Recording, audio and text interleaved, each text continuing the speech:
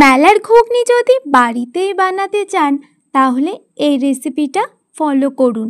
ঘুগনি বানানোর জন্য আগের দিন রাতে আমি কিছু মটর কলাইকে ভিজিয়ে রেখে দিয়েছিলাম। এবার কিছু আলুকে ডুমো ডুমো করে কেটে নিয়েছি আর প্রেসার কুকারের মধ্যে জল গরম করে কিছুটা খাবার সোডা দিয়ে মটর কলাই আর আলুগুলোকে 4টে সিটি দিয়ে দেব। কড়াইয়ে সর্ষের তেল গরম করে কারি পাতাগুলো দিয়ে একটু ভেজে নেব। তারপর সামান্য গোটা জিরে দিয়ে দেব। ভালো একটা গন্ধ ছাড়া অবধি একটু অপেক্ষা করে নেব।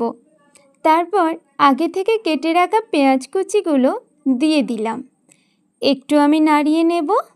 তারপর সামান্য একটু লবণ দিয়ে দিলাম। এর ফলে পেঁয়াজ কুচিগুলো সফট হয়ে যাবে। তারপর কেটে রাখা গাজর তেলের মধ্যে দিয়ে দিলাম। এবার ঢাকা দিয়ে সফট হতে দেব। ঢাকা খুলে নিলাম। এবার আগে থেকে বেটে রাখা রসুনটা আমি এর মধ্যে দিয়ে দেব। রসুনের গন্ধটা যেতে একটু টাইম লাগে, তাই রসুন বাটাটা আমি আগে দিয়ে দিলাম। এবার খুন্তিটা একটু নাড়িয়ে নেব। এখন একটু লঙ্কার গুঁড়ো, রঙের জন্য কাশ্মীরি লাল লঙ্কার গুঁড়ো আর পরিমাণ মতো হলুদ দিয়ে দেব। সব কিছুকে মিক্স করে নিচ্ছি কিছুক্ষণ ধরে। এবার এর মধ্যে আমি একে একে পেঁয়াজ বাটা, জিরে বাটা আর একটু আদা বাটা দিয়ে দিলাম।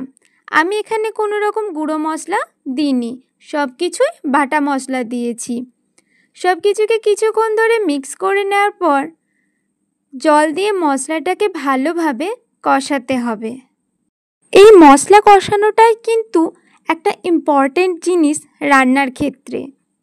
লো মিডিয়াম ফ্লেমে যতটাক্ষণ ধরে মশলাটা কষাতে পারবেন তত কিন্তু রান্নার স্বাদ বেড়ে যাবে। দেখুন মশলাটা আমার কিন্তু প্রায় কষানো হয়ে গেছে। এবার এর মধ্যে টমেটো বাটাটা দিয়ে দিলাম। টমেটো বাটা দেওয়ার পর কিছুক্ষণ আমি মশলাটাকে ঢাকা দিয়ে দেব। ঢাকা দিয়ে যদি মশলাটা কষানো হয় তাহলে সমস্ত কিছু কিন্তু খুব সফট হয়ে যায়। এবার মশলার মধ্যে আমি 1 চামচের মতো বেসন দিলাম আর একটু জল দিয়ে মশলাটা কষাবো। বেসনটা কিন্তু অপশনাল, মেলার যখন যে ঘুগনিটা হয় সেটাতে এটা ইউজ করা হয় বলে আমি দিলাম। এর মধ্যে এবার আগে থেকে সিদ্ধ করে রাখা মটর কলাইগুলো আর আলুগুলোকে দিয়ে দিলাম। এবার আমি পরিমাণ মতো লবণ আর চিনি দিয়ে দেব। এবার একটু ভালোভাবে সমস্ত কিছু মিক্স করে নেব আর একটু জল দিয়ে সমস্ত তরকারিটাকে আমি ফুটতে দেব। ফোটা হয়ে গেলে লাস্টে একটু গরম মশলা ছিটিয়ে দেব আর তাহলেই রেডি হয়ে যাবে একদমই মেলার মতো ঘুগনি। একবার বানিয়ে দেখুন না।